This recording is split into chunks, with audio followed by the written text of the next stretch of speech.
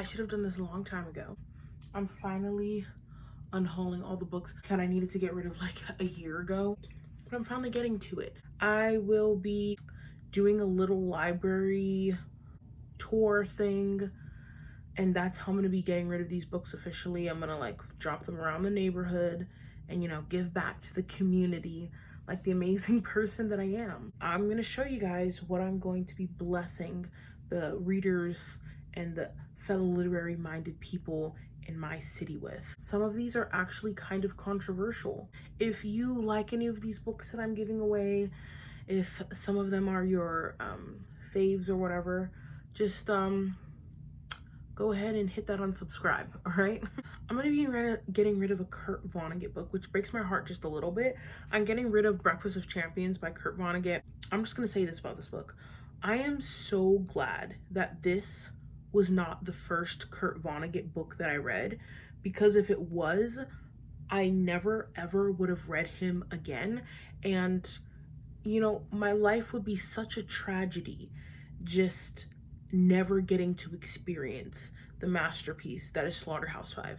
And I love Slaughterhouse-Five, but this I just really didn't like it. I just didn't get it. I thought it was crude. I didn't think it was funny.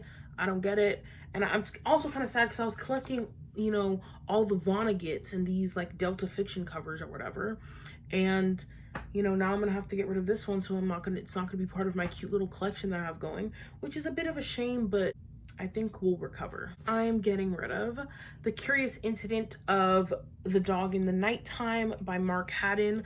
This one kind of has a lot of tabs for one that I'm getting rid of. I read this last year. I thought it was like good. It was engaging. When I finished it, I was like, you know, interested in seeing what was gonna happen. It ended and I was like, great, cool. And I kind of just moved on with my life. It wasn't something that like really desperately stuck with me. And it's just not something that I feel like I need to have this on my shelf. So I think I'm just gonna pass it on. One thing though that really bothered me about this book, and just go ahead and skip to the next book if you're not interested in spoilers, because I'm about to do some spoilers for this. But one thing that super bothered me about this book is that part of the, you know, plot of this book is this autistic kid investigating the death of a dog in his neighborhood, right? And basically the reveal is that his father stabs the dog to death with like a pitchfork or some kind of gardening tool. And this is like a sick, disgusting action. Like, can we all agree? You know, you don't even have to be an animal lover to agree this is like some sick thing going on, and basically faces absolutely no consequences or even like bats an eye of like what he did. Like, basically this neighbor who he was like loosely romantically involved with decides she doesn't really want to continue anything on with him, and he's angry and in the middle of a divorce, and stabs her dog to death with a pitchfork and faces no consequences, not even like a fine, like just nothing. And it's just completely kind of overlooked in the book. And at the end, you know, the character just like goes on to life and starts to rekindle his relationship with his parents after their divorce or whatever, and just like moving on. And I'm just like, does anyone see this guy's a freaking psycho? And he said, "It's a bloody dog, Christopher, a bloody dog." I replied, "I think dogs are important too." Wow. See, you guys see where my mind was at while I was reading that. The Black Tulip by Alexandre Dumas. I liked this book.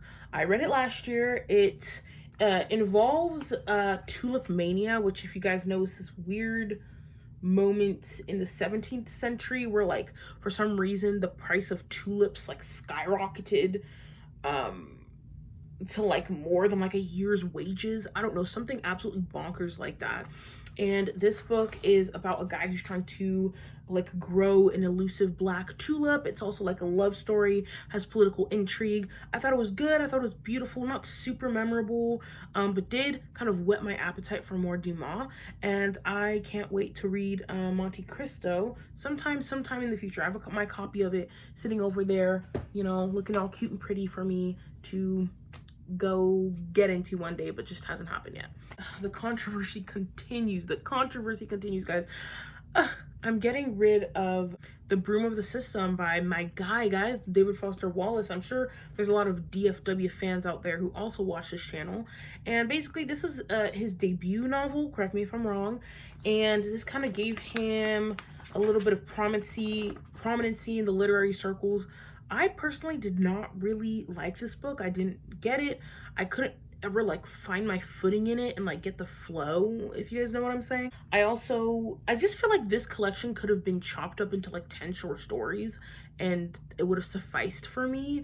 I feel like it was super disjointed, like one chapter to the next and one situation to the next. It almost felt like DFW had a whole bunch of short stories and then decided to combine them or something.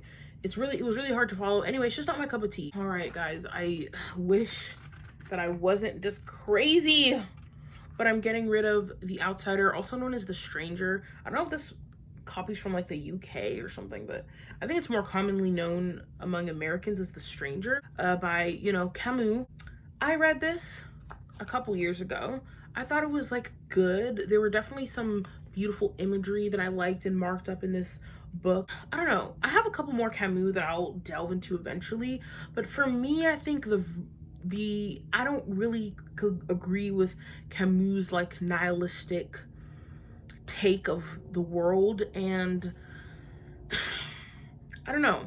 So his work so far has not like really resonated with me.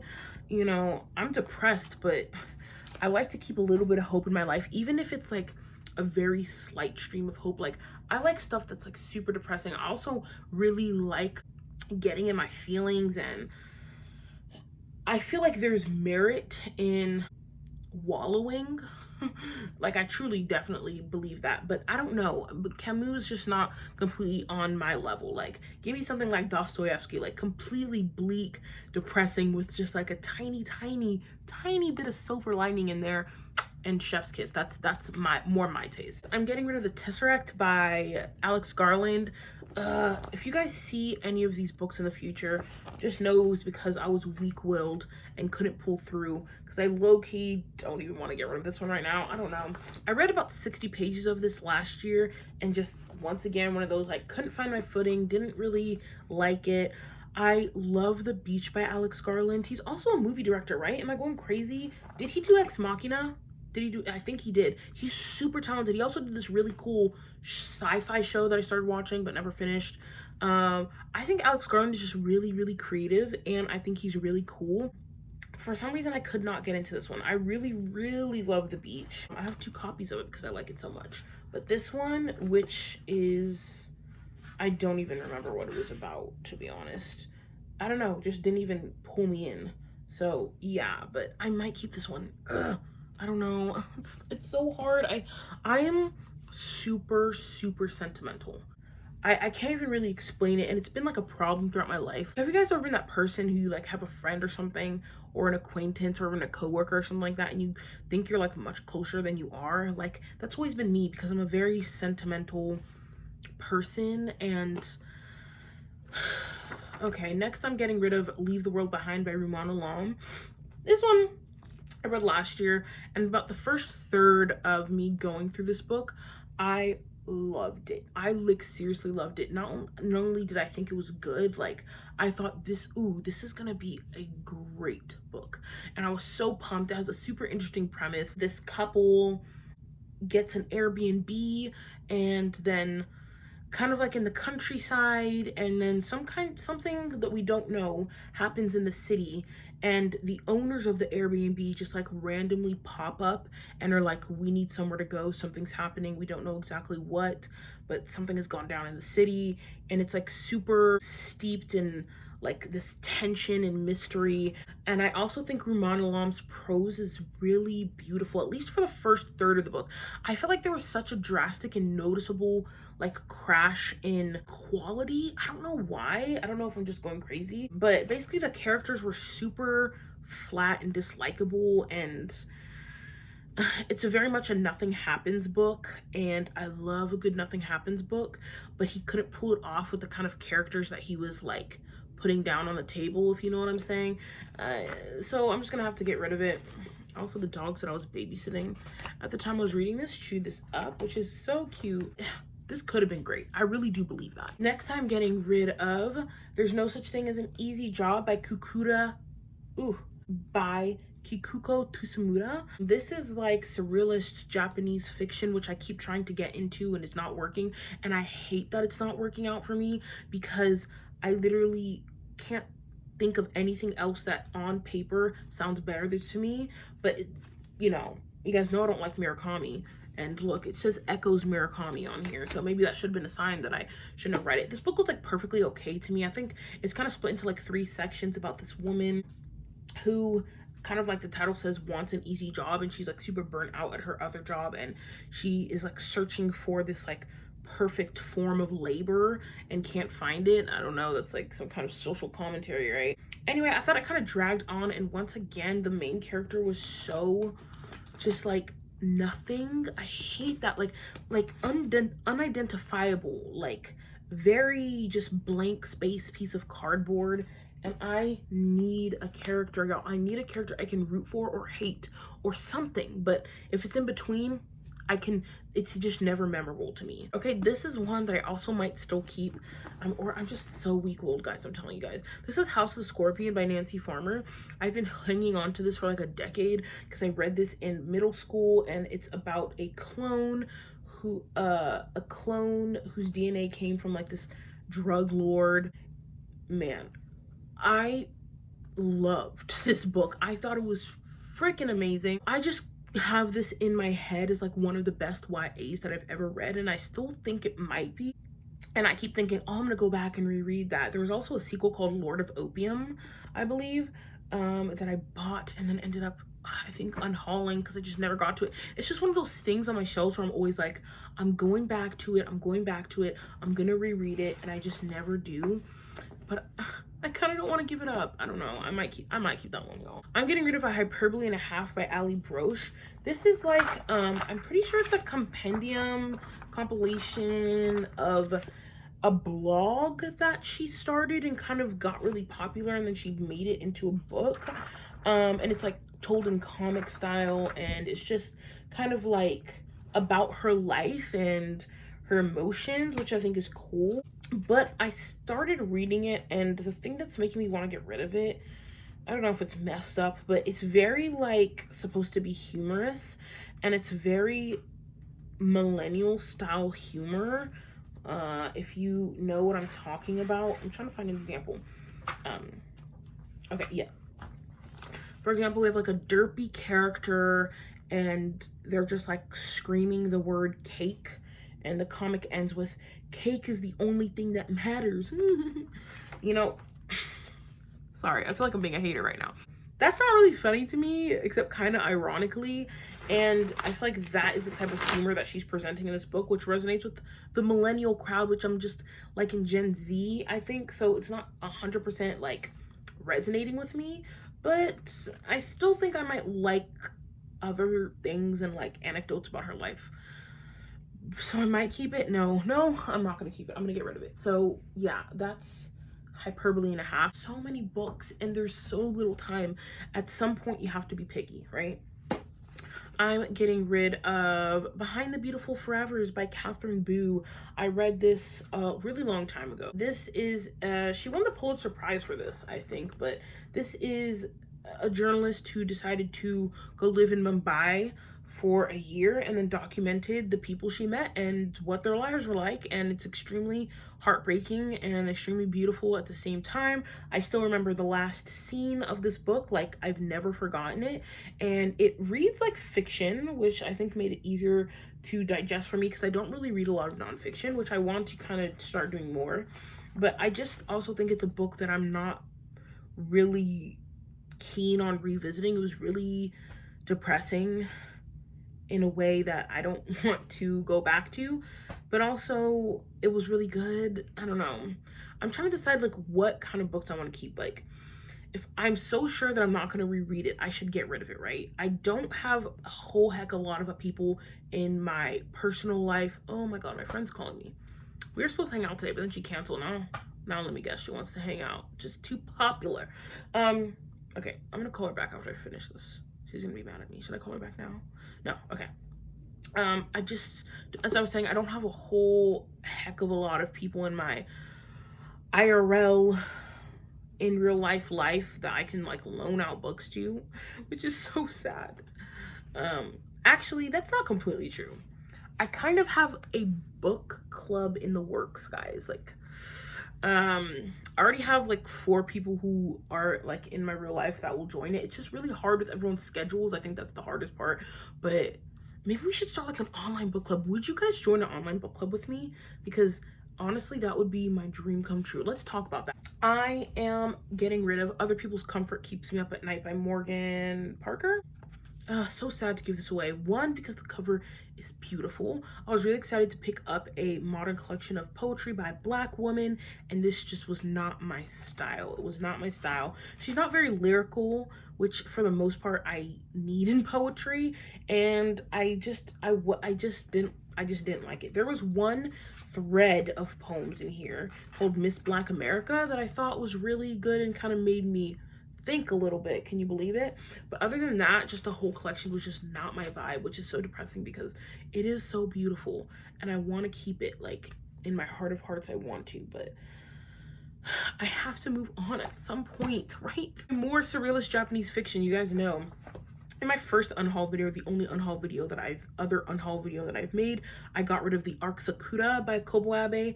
I don't like Kobo Abe.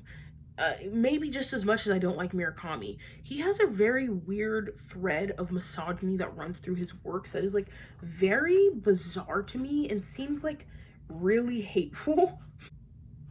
I wrote some notes in here, but I remember liking this book and thinking it was okay. It's such like a such a cool premise, you know, kind of giving this like Sisyphus inspired, oh yeah, that's what they say on the back. Maybe I'm remembering what it said. This like Sisyphus inspired situation about this man who's like, and this woman who are like kind of eternally doomed to keep shoveling the sand out of this pit, or else they drowned. You know, they compare him to Kafka on the back, and all you gotta do, baby, is say Kafka and you got me in your trap and I'll read your book. Like, that's happened to me multiple times. Next, I'm getting rid of this one, which you guys probably saw recently if you watched my last video or the video before that, but I'm getting rid of Severance by Ling Ma. Was so excited to read this cool post-apocalyptic novel that was also like tied in the, you know, never-ending narrative of the daily grind and this woman who stays in New York City when most everybody has evacuated to run a blog called New York City Ghost or something, where she like documents the empty city and is like still working in her office, and it sounds super kind of trippy and gloomy. You guys know what is it called? Gloom core or angel core? Angel gloom core? Okay, I'm getting way off track. But anyway, it did not like it. Did not like it at all. I'm getting rid of Run with the Hunted, which is a compilation anthology of Charles Bukowski's work. What do I have to say about Bukowski? I have read a couple of his poems, which I flipped through in this book and thought they were like, okay. I've watched a couple interviews with him, and I think he's like, for some reason I got like really interested in reading him and just kind of seeing for myself like who this guy is and why he's like, you know, thrown up and made so much controversy. Because if you don't know, I think he's kind of known for being very heavily misogynist in a lot of his work, but he's also like this down and out, you know, gruff kind of like undercity emotional turmoil guy, and a lot of people like resonate with that, and I felt like I might be able to, but I was also kind of morbidly curious about what else he was doing in his work. I think I've just come to the verdict of, I didn't read this, I just kind of flipped through it for a little bit a while ago, but I don't think he's my style. I think my verdict is that I just can't be bothered. I feel bad for the child that Bukowski was, because it is my understanding that he was pretty like severely abused as a child, which just makes my heart drop. But I don't think I can really defend the man he became, and I don't think I have the wherewithal to kind of delve into the thoughts of somebody who was like this much in their own head and really angry and sad the way I think Bukowski was, and I think I'm just gonna move on.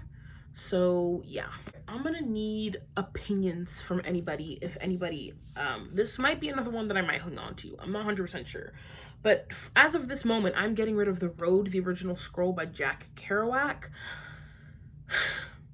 Does anyone know what Wattpad is? Way back in the day, I'm just gonna be telling all these anecdotes. I used to run a Wattpad account, okay?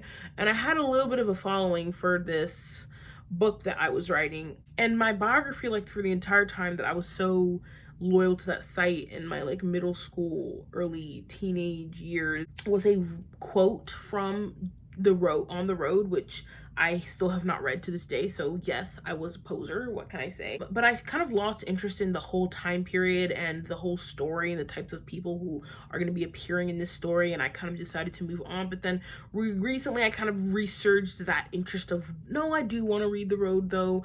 But the reason why I may or may not be getting rid of this copy is because I don't know whether I should read the original scroll or just the version of it that was published, like, originally.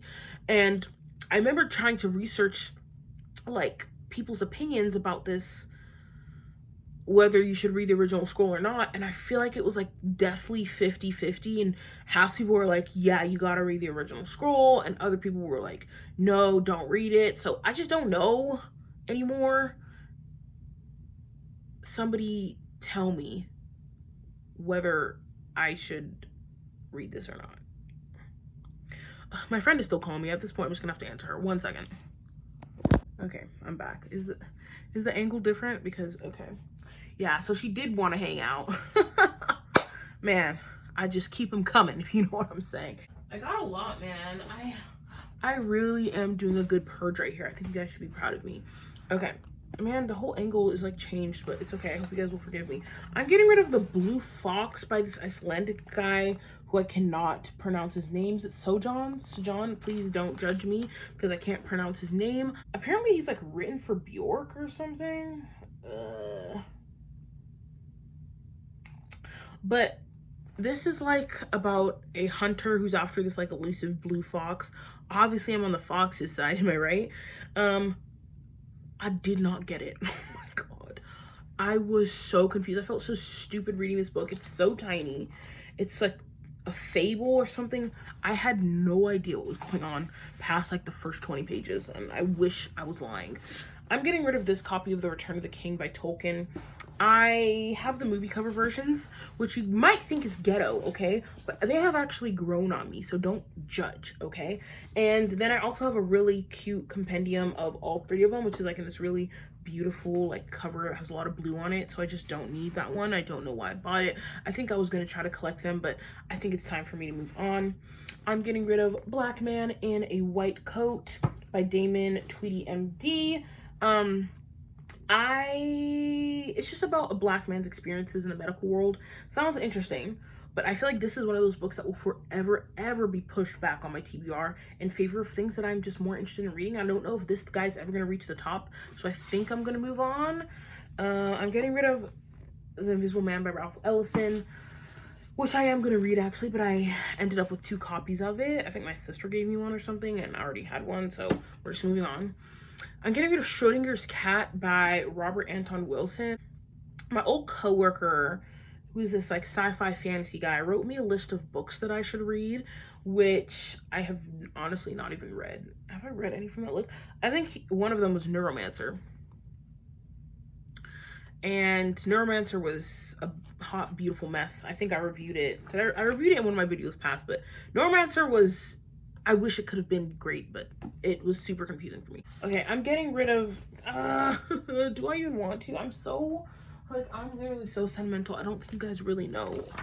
I'm getting rid of The New World by Alice Cotton Tradmore, which is, like, so beautiful. Like, so strikingly beautiful that I might just have to keep it. No, I can't.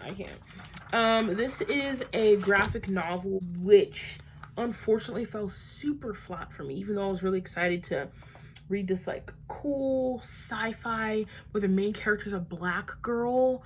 Like, come on, like, you know that I was living for this. But The story, unfortunately, while the art, I think the art is just the best thing about it. It's like devastatingly striking. But the actual story was so rushed, the pacing was super off, and the plot was super thin, basic, like dystopia.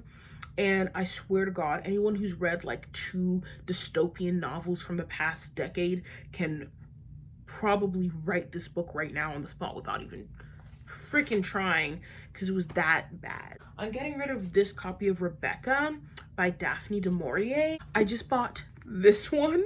Oh my god, it's so pretty, which I'm gonna read instead of this ugly one, which like is literally falling apart. I think some pages have already fallen out and smells like asbestos or something, so I'm gonna have to get rid of that one. The Wrath and the Dawn by Renee Adia. This is a YA retelling of 1001 Nights. That was really bad. In between like really heavy stuff, I try to pick up a YA once in a while for like some type of nostalgic, like easy cuteness. And the last couple ones that I've picked up has really been a disappointment. This one was really, really bad. And it was way too long. And I actually took this on a camping trip. And I was so pissed because I was like trapped reading it, and I was like, I had nothing else, and it was like raining that day, like really hard, so like everybody kind of was like chilling in their tents, so I was like trapped reading that horrible book. But honestly, kind of like a memory, kind of little vibes of a memory of sitting in that tent with like the rain pouring, all huddled in the corner with like this horrible YA retelling of 1001 Nights. Like I won't forget it anytime soon, let's just say that. I'm getting rid of It Devours by Joseph Fink and Jeffrey Cranor. This is the second book in the Welcome to Night Vale trilogy that I love. I love Night Vale. I love the podcast. I just think it's just such a fantastic world that was created, and I find it comforting for all of its like scary, creepy weirdness. This one involves a scientist and a guy who's like part of this weird religious cult who decide to investigate these sinkholes that are happening in this town, and then kind of may or may not get in a little bit of a romance. I thought it was interesting enough for me to finish reading and figure out what's happened, but it's just not my favorite like Night Vale installment, and it's not something I'm ever gonna reread. I also felt like it was a little bit preachy. Like I felt like Joseph Fink and Jeffrey Cranor were a little bit on the nose with what I think they were trying to say. They kind of had like a science versus religion conversation in there, sort of, kind of. It felt very condescending at some point. Anyway, I'm getting rid of In Praise of Slowness by Carl Henry, challenging the cult of speed. The general consensus of this book, which is a journalistic take on the modern world's obsession with speed, and the kind of take on this is like, slow down. Completely agree. I also agree with the sentiment, but Henri was a little bit annoying about it and didn't really give me the tips and he didn't give me the salvation that I wanted from living in this time-obsessed society that I felt like he should have. And like this whole time I'm just waiting for him to like give advice to his loyal readers who are taking time out of their life to, look at his journalistic take on the matter. And he had basically no suggestions for the people who would want to like join the slow movement or whatever. And he also did annoying things, like literally there's this one chapter where I like wrote on the side of the book because he freaking went out of his way to like find this, was it like a Tibetan monk or something, like this slow movement monk, to do an interview with him, and literally did not tell us one thing he said, and like gave it like literally half a page of description. And I'm like, why did you go through all the trouble to literally find this monk who, would be a great like, primary source of information for the readers about slow movement and time and all of this, and didn't like tell us anything he said? It made me really mad. He also had this one annoying chapter where a lot of this book kind of focuses on the slow food movement, where he like very annoyingly and pretentiously tells the reader that eating at a beautiful Italian restaurant with a 6-course meal is such a more beautiful and meaningful experience than like scarfing McDonald's down your face in a car. And I was like, duh, Carl. And he doesn't talk about mortality in this book, which is like, if we're gonna discuss time and humans' obsession of it, would we not discuss mortality? He didn't, for some reason. Okay, I have like a couple more books, and then I'm gonna try to speed round through the rest of these. I'm getting rid of this Granta magazine collection of new writing called Women and Children First, which is like a compilation of stories and essays that have to do with like the turn of the century shift in thought from women and children first to every man for himself, having to do, I think that was like, you know, the consequences of social upheaval and war. And I kind of want to keep this because Zadie Smith has like an essay in here, but I've had it on my shelves for so long, I'm just not going to get to it, I don't think. I'm getting rid of A Visit from the Goons Squad by Jennifer Egan. I'm going to read this. I just have another copy that I think is cuter. And she also just came out with a sequel, right? Called Candyland or Candy World or something, which I'm interested in. This book is famous for having a whole chapter that's told through a PowerPoint presentation. So I'm super kind of interested in that. I'm getting rid of 4 Black Revolutionary Plays by Leroy Jones. I read this and really just didn't understand it.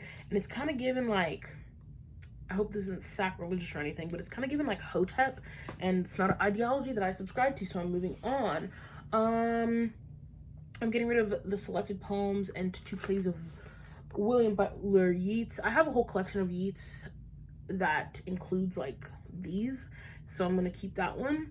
Even though I kind of like this cover. I'm getting rid of Perish by Latoya Watkins. I read the first chapter of this, didn't like it. It's like a Black family saga. Wish I could have gotten into it. I'm getting rid of The Far Pavilions by MMK. I've talked about this a couple videos ago, but I read about 200 pages of this, which is a huge commitment, right? 200 pages, and it's supposed to be like a romance adventure story that spans a couple generations between an Englishman and a Hindu woman, and it was really dragging on. The pacing was like horrible for me, and I couldn't put up with it. And oh wait, that's not the last one I have to show you guys. The last one I have to show you guys is We Were Liars by E. Lockhart. This is another YA that I picked up. I think I just finished reading like Toni Morrison and was like completely devastated in body, soul, and mind, and I wanted something that was like fun or easy, and that's usually when I go pick up YA. I'm still on a, you know, journey with YA as a genre. I feel like there's more to explore, and I just need to kind of delve a little bit deeper. But this one was going around Book Talk for a while. If you anywhere you guys are on Book Talk, or like the very surface level of Book Talk, for like being a huge twist that happens on the end. Even on the back it says, if anyone asks you how it ends, just lie. It's about like these kind of like rich kids who go on vacation every year, and the twist, I didn't see it coming, but at the same time it wasn't shocking. For one, I was expecting a twist. For second, I don't know. I feel like a problem in modern YA is like kind of like weak characters that are very surface level.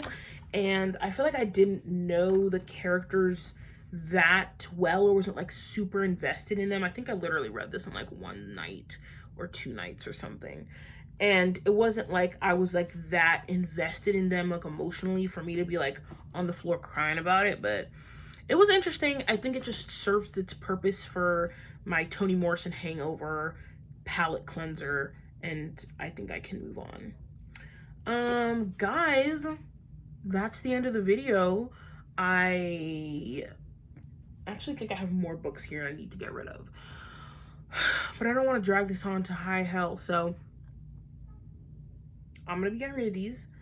Look forward to a little library tour soon, where I exchange these for more books that I won't read, or for more books that I'll get rid of in the future. Books make the world go round. You're beautiful. And as always, happy reading, losers.